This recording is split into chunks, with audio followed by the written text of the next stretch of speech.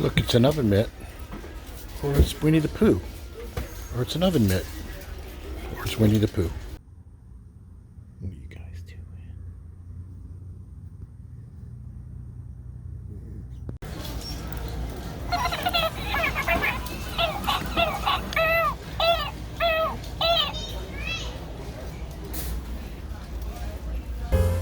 All right, here I am at the booth again, just kind of getting everything set up, bringing some extra stuff. BSR number 12 will put out. Really nice Griswold number 7 Fury.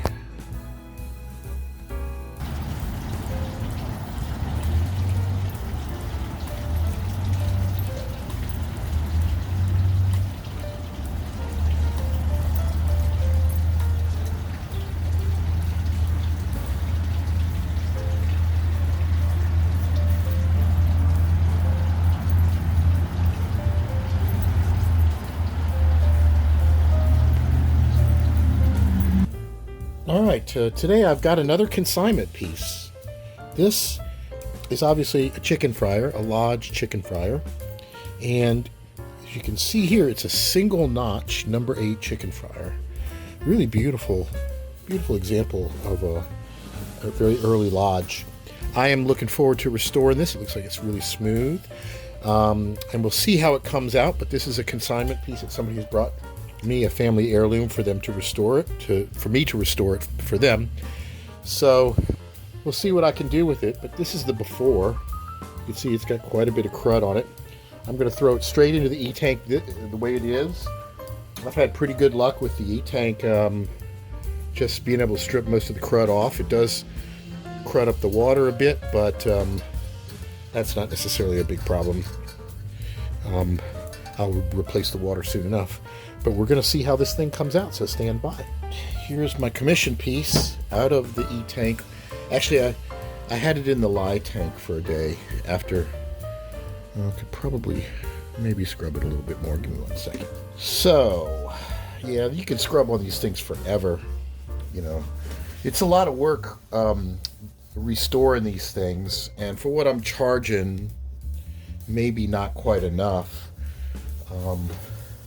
But I seem to be making people happy, and they're coming back and buying stuff from my booth, so I guess that's cool.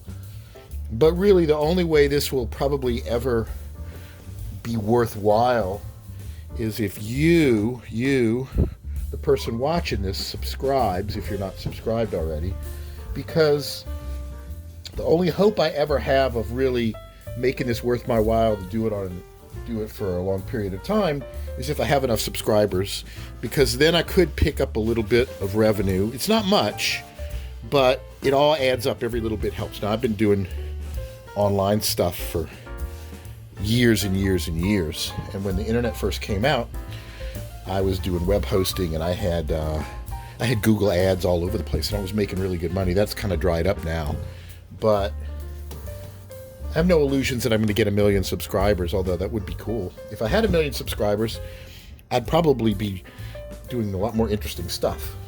Anyway, so this is our number 8 single notch Lodge. Now we can get a good look at it, and then it's been completely stripped down. And it's really nice. There's a little 0 there, or an O, 8-0.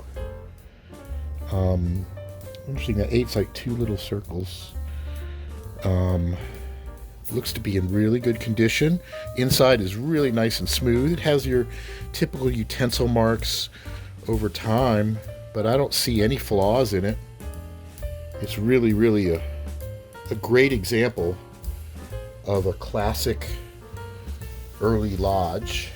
I'd have to do my research, but I think this is from about the 1940s and 1950s.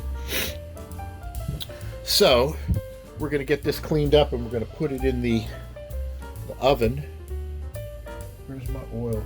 Here it is. It's right here. Okay.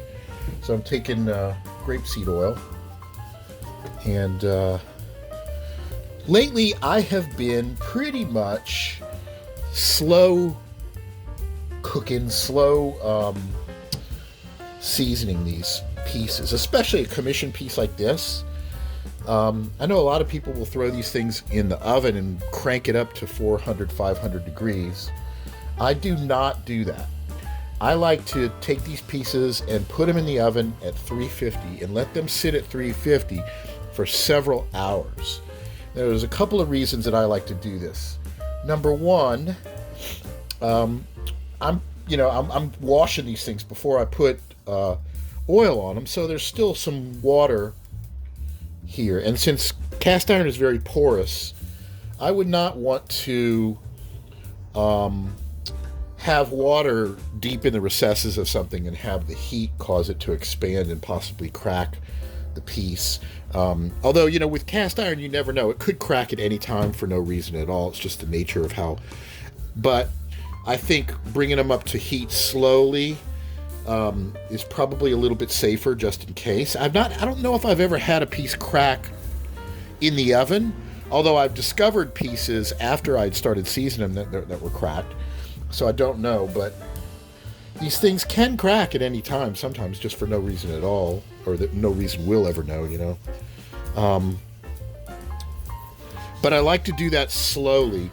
It takes a lot more time and it uses more energy to slowly heat these things and keep them at like temperature for for a couple of hours instead of just cranking it up.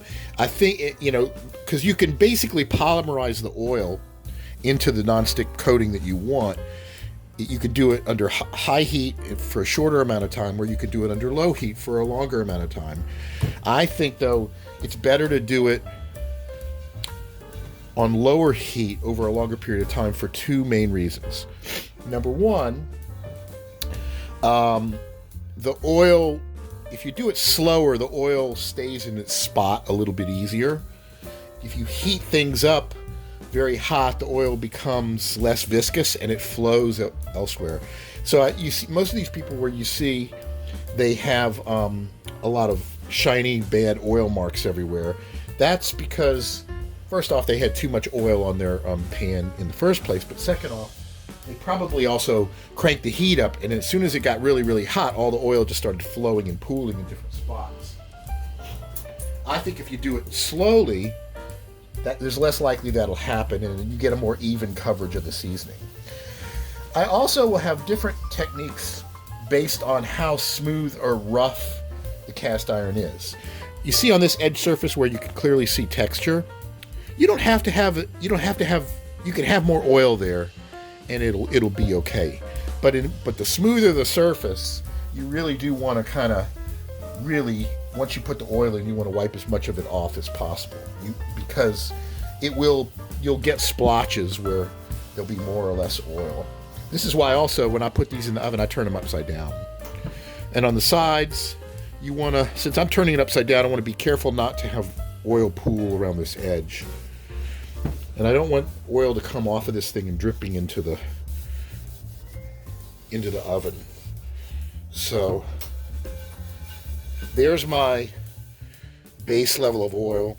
Since these lodges are relatively rough on the outside, I'll have a little bit more. I won't be as diligent about wiping all the oil off, but on the inside I will.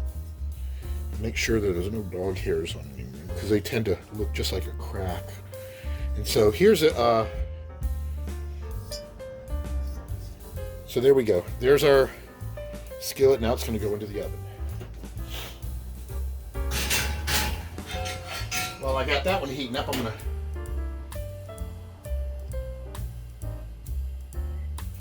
going to take a look at this. This is a modern lodge.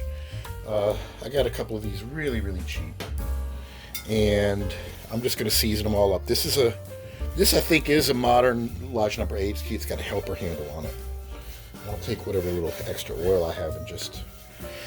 My plan is to have a complete set of all the different variations of the lodge skillets, so I can show how they've changed over time. And I'm going to do a video on that soon. There's a couple of things I'm collecting just so I can kind of show the development of how the skillets change. See, there's no heat ring outset. There's a little inset heat ring. And of course, this number 8 has a helper handle, a tab on the other side. And you can see it's quite rough on the inside. This is made by the automated machines. And in the old days, they would take these and put them on a lathe after they cast them, and they would literally, you know, use a pretty aggressive bit to just peel away the surface and make it smoother. Now what they do is they tumble these in a giant tumbler with ball bearings, and the ball bearings are bouncing against it, and that's what smooths things. But it only, you know, doesn't smooth it anywhere near as well as it would have on a lathe. But this way they can do hundreds of them at a time. Okay, that looks pretty good. Just doing another little coat, low and slow, on this guy. I have this consignment piece I've been working on out of the oven, cooled down, and there it is. Voila! This is the single notch Lodge chicken fryer. See? Really came out beautiful. Really nice. Just beautifully smooth on the inside. So I think the owner is going to like it. I hope. Took a little bit of elbow grease to get the thing nice and clean, but I think they'll be happy with the outcome of that, and then it'll live for quite a bit longer.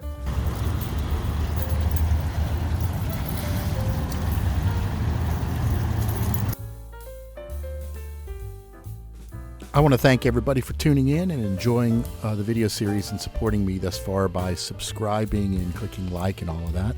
And if you want to catch me on TikTok, sometimes I have previews of what I'm working on that I haven't published lately. That's at TikTok/@WisdomStudio. And if you're on Facebook, look up the group Vintage Cast Iron Hunting, Restoration, Identification, and Sales. And until next time,